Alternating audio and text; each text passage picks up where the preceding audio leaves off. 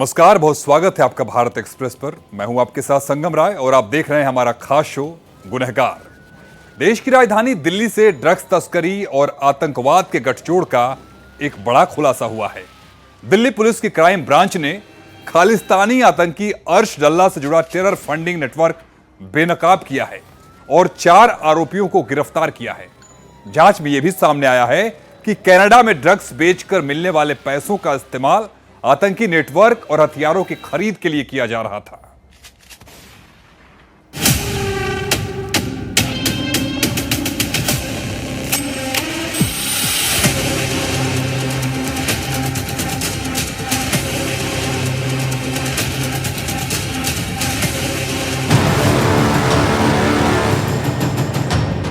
Delhi police की crime branch ने संगठित ड्रग्स तस्करी और राष्ट्र विरोधी गतिविधियों के खिलाफ बड़ी कार्रवाई करते हुए अंतर्राष्ट्रीय ड्रग्स व आतंकी मॉड्यूल का भंडा फोड़कर खालिस्तानी आतंकी अर्श डल्ला सिंडिकेट के गुर्गों को गिरफ्तार किया है। दिल्ली पुलिस ने 4 आरोपियों को गिरफ्तार कर खालिस्तान समर्थक घोषित आतंकवादी अर्श डल्ला से जुड़े टेरर और हथियार खरीद के लिए मादक पदार्थों का इस्तेमाल करने के नेटवर्क का पर्दाफाश किया है। ये गिरोह कनाडा में अफीम की तस्करी से कथित तौर पर पैसा जुटाता था, जबकि सीमा पार से ड्रोन के जरिए हथियार पंजाब भेजे जाते थे। अधिकारियों के मुताबिक इस गिरोह के 4 सदस्यों को गिरफ्तार किया गया और जांच के दौरान 5.10 किलोग्राम से ज्यादा अफीम बरामद की गई है। जांच की शुरुआत दिल्ली में एक कुरियर पार्सल को रोके जाने के बाद हुई थी, जिससे पंजाब, हरियाणा और राजस्थान में फैले और विदेशों तक जुड़े एक नेटवर्क का पता चला। इस मामले में अब तक 4 आरोपियों को गिरफ्तार किया जा चुका है, जबकि कई और लोगों की तलाश जारी है। तस्कर खाने पीने के नॉर्मल सामान जैसे स्नैक्स, बिस्किट के पैकेटों में फाइल पेपर में ड्रग्स लपेटकर और फर्जी केवाईसी दस्तावेज का इस्तेमाल करके कुरियर के जरिए विदेश भेज रहे थे। जांच का सबसे डरावना पहलू आतंकवाद से इसका सीधा जुड़ाव सामने आना है।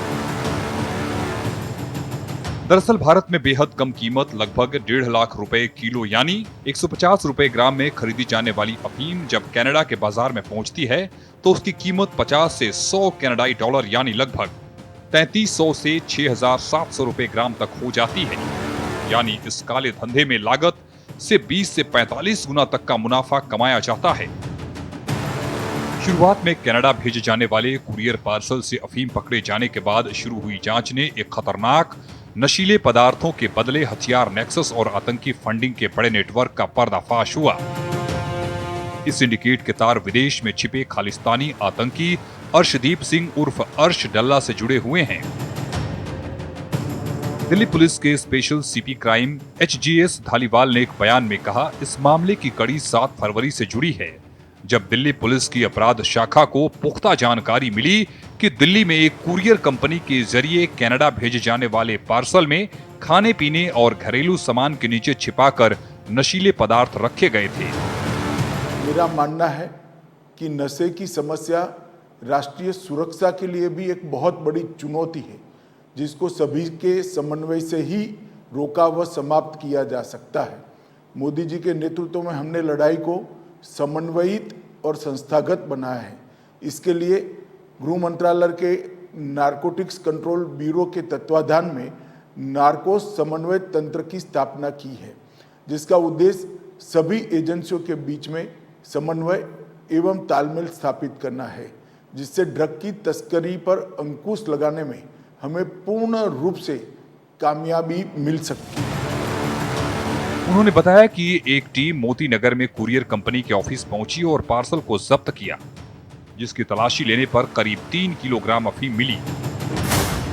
सिर्फ मादक पदार्थ की बरामदगी तक सीमित रहने के बजाय कई टीमों ने पूरी कुरियर चेन का पता लगाना शुरू किया। उन्होंने भेजने वाले की पहचान की, डिजिटल उपकरण खंगाले, वित्तीय लेन देन का पता लगाया और तकनीकी सबूतों का विश्लेषण किया। जांच के बाद पंजाब, हरियाणा और राजस्थान में छापेमारी की गई, जिससे अफीम की 2 और खेप पकड़ी गई, जिससे कुल बरामदगी 5.13 किलोग्राम हो गई। दिल्ली पुलिस की क्राइम ब्रांच के मुताबिक बरामद की गई अफीम की कनाडा में अनुमानित कीमत 3.5 करोड़ रुपए है। गिरफ्तार किए गए 4 लोगों की पहचान पंजाब के बरनाला के रहने वाले हरदीप सिंह, 28 वर्ष, पंजाब के भटिंडा के सिमरनजीत सिंह 24 वर्ष, हरियाणा के सिरसा के यदविंदर सिंह उर्फ जशन संधू 30 वर्ष और राजस्थान के बालोतरा के रहने वाले जीवन सिंह 23 वर्ष के तौर पर हुई है। पुलिस के मुताबिक विदेश में तस्करी की जा रही अफीम डल्ला और उसके साथियों के लिए थी। कनाडा में इसे बेचने के बाद उससे मिली रकम का इस्तेमाल टेरर फंडिंग के लिए किया जाने वाला था। इस अवैध धंधे में मिलने वाले पैसों का एक हिस्सा कनाडा में अर्श डल्ला के गिरोह को मजबूत करने के लिए इस्तेमाल होता है, जबकि बाकी रकम पाकिस्तान की सीमा से सटे पंजाब में ड्रोन के जरिए भारत में हथियार गिराने वाले विदेशी आकाओं तक पहुंचाई जाती थी। इन हथियारों का इस्तेमाल देश में टारगेट किलिंग और दहशत फैलाने के लिए किया जाना था। पुलिस के मुताबिक गिरफ्तार आरोपियों में हरदीप सिंह बरनाला पंजाब का रहने वाला है। वो भारत में इस मॉड्यूल का ऑपरेशनल कोऑर्डिनेटर था। ये जीपीएस आधारित टेड ड्रॉप्स के जरिए अफीम मंगवाता, उसे पैक करवाता और प्रॉक्सी खातों के जरिए पैसों का मैनेजमेंट करता था।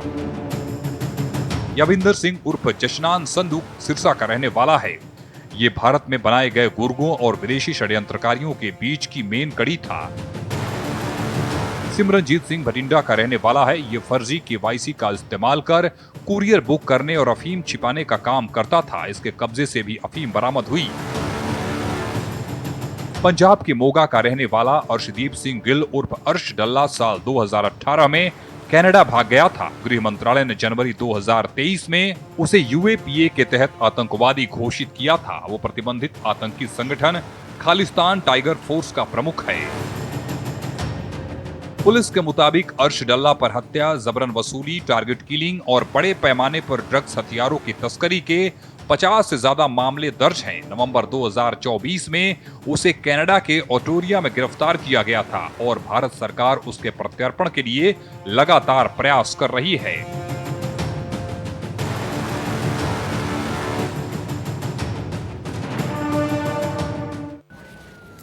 दिल्ली में ड्रग्स तस्करी के जिस नेटवर्क का दिल्ली पुलिस ने खुलासा किया है, उसकी कड़ियां आतंकियों से जुड़ रही हैं। पुलिस के मुताबिक इस सिंडिकेट का इस्तेमाल आतंकी फंडिंग और हथियारों की खरीद के लिए किया जा रहा था। तो वहीं दूसरी तरफ सोचिए, रक्षाबंधन का त्योहार हो और बहन से उसका इकलौता भाई छिन जाए, तो बहन पर आखिर क्या बीतेगी। आंखें नम करने वाली ऐसी ही एक घटना सामने आई है यूपी के नोएडा से, जहां न केवल एक बच्चे की हत्या कर दी गई, बल्कि रक्षाबंधन से ठीक पहले बहन के अरमानों का भी खून कर दिया गया। परिजनों ने आरोपियों के एनकाउंटर की मांग कर दी है। गुनहगार में हमारी ये पूरी खबर देखिए। बच्चे को कमरे में मार डाला, किचन में चाकुओं से भोंक के। मेरा एक ही बेटा था, मेरे बच्चे को मार दिया। 4 दिन से बॉडी रखे हैं मुर्चरी में, हमें दिखाया भी नहीं अभी तक। बोटी बोटी काट के बोरी में भर के नाले में डाल दिया। रक्षाबंधन से पहले भाई का कत्ल, बहन की अरमानों का कत्ल। ये एक बेबस मां की फरियाद है। हाथ जुड़े हैं, आंखें नम हैं। ये तस्वीर है 14 साल के आयुष शुक्ला की। आयुष उत्तर प्रदेश के नोएडा स्थित चौड़ा गांव में रहता था। घर का वो इकलौता चिराग था, लेकिन आज आयुष के घर में मातम पसरा है। बर्थडे पार्टी के बहाने बुलाया, बर्थडे पर खौफनाक साजिश की। दोस्तों ने ली मासूम की जान। मेरा एक बेटा था आयुष शुक्ला, हैप्पी भी उसको कहते थे। मैं सेक्टर 20 में रहती हूँ। मेरा बेटा 12-22 में 2 लड़के बुला लाया, शरद और उसका भाई था, एक बिरजू था।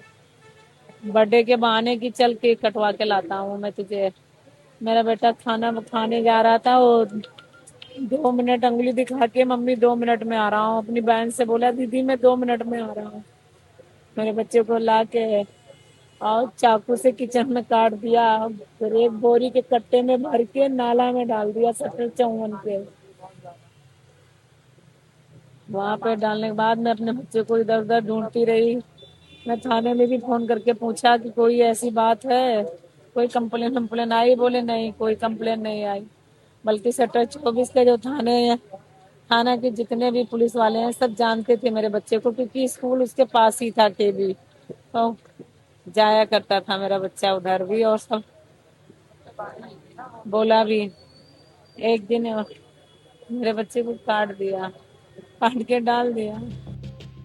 8वीं कक्षा में पढ़ने वाले आयुष को क्या पता था कि उसके दोस्त ही उसकी जान के दुश्मन बने हैं, जिनके साथ वो खेलता है, हंसी ठिठोली करता है, वो उसकी जान ले लेंगे, बल्कि उसके घर के सपनों को हमेशा के लिए खत्म भी कर देंगे।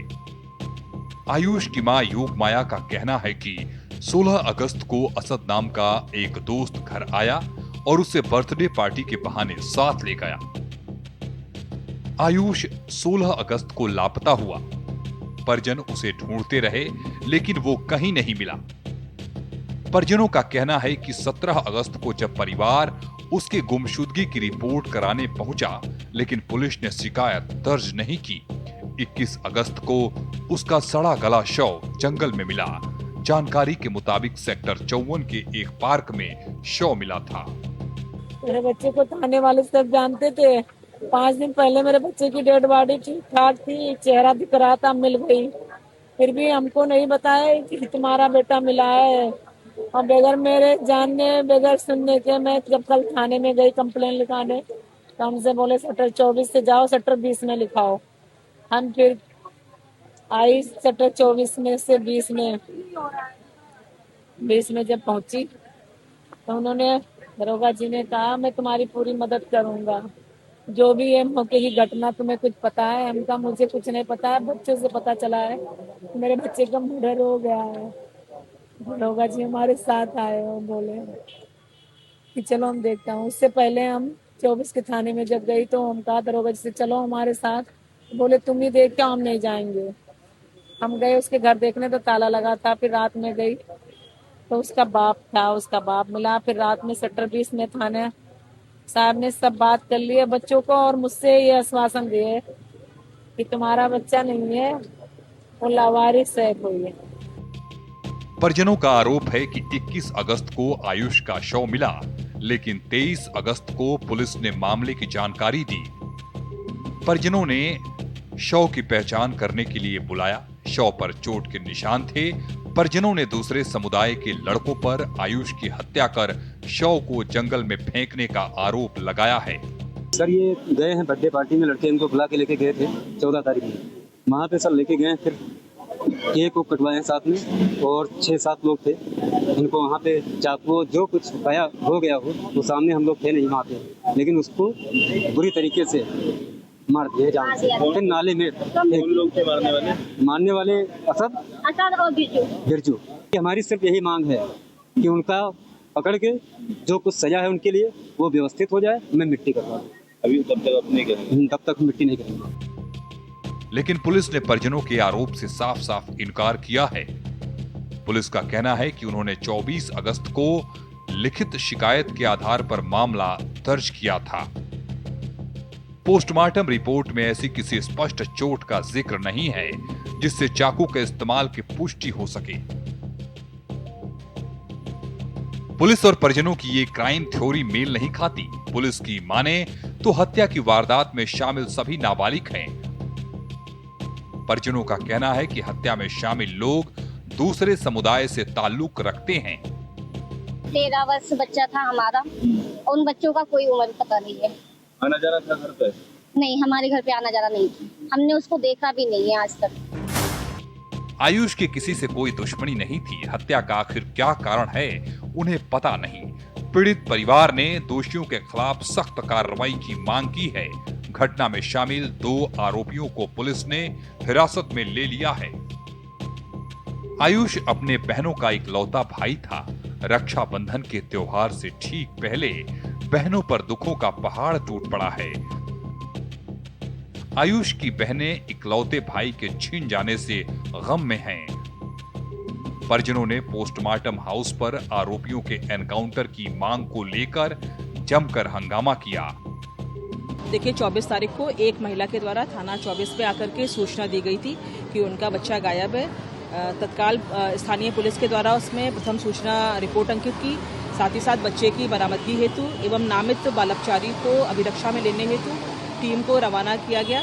विवेचना के क्रम में पूर्व में एक शव मिला था, जिसकी फोटो जो वादियां हैं, जो बच्चे की मां है, उनको दिखाई गई। फोटो देखने के पश्चात मां के द्वारा उस शव को अपने बच्चे का होने के संबंध में बताया गया। इसके पश्चात जो हमारी टीम बाल अपचारी को अभिरक्षा में लेने के लिए अनेकों क्षेत्रों में थी, उनके द्वारा 2 जो बाल अपचारी हैं, उनको नामित बाल अपचारी हैं, उनको अभिरक्षा में लिया गया। जो मृतक बच्चा है एवं जो नामित बाल अपचारी हैं, वो पूर्व में आपस में मित्र रहे हैं। जो शव था उसका पोस्टमार्टम कराया जा चुका है, जिसमें डॉक्टरों के द्वारा कोई भी जाहिरा चोट का उल्लेख नहीं किया गया है एवं शव को 4 से 5 दिन पुराना होना बताया है। बहरहाल इस घटना के बाद इलाके में तनाव का माहौल है। इस बीच आयुष की मौत की वजह और घटना से जुड़ी परिस्थितियों की जांच की जा रही है। परिजनों ने अभियुक्तों के एनकाउंटर की मांग की है और कहा है कि जब तक हत्या में शामिल लोगों का एनकाउंटर नहीं होगा, वो शव का अंतिम संस्कार नहीं करेंगे। बहरहाल रक्षाबंधन के त्योहार से ठीक पहले इस हत्याकांड ने न केवल एक परिवार बल्कि हर किसी को झकझोर कर रख दिया है। Bureau report, Bharat express.